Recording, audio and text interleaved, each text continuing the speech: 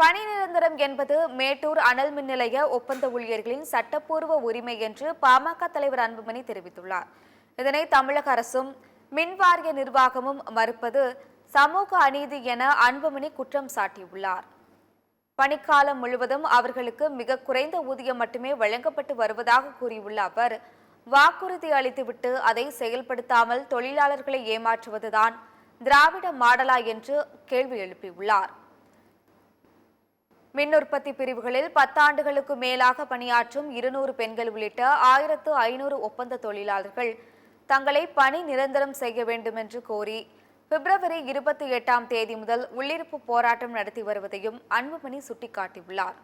ஆனால் அவர்களின் கோரிக்கைகளை நிறைவேற்றி அவர்களின் போராட்டத்தை முடிவுக்கு கொண்டுவர தமிழக அரசு முன்வராதது கண்டிக்கத்தக்கது என்றும் அவர் குறிப்பிட்டுள்ளார். மேட்டூர் அனல் மின் நிலைய ஊழியர்களை பணி நிரந்தரம் செய்ய வேண்டும் என்று அன்புமணி வலியுறுத்தியுள்ளார்.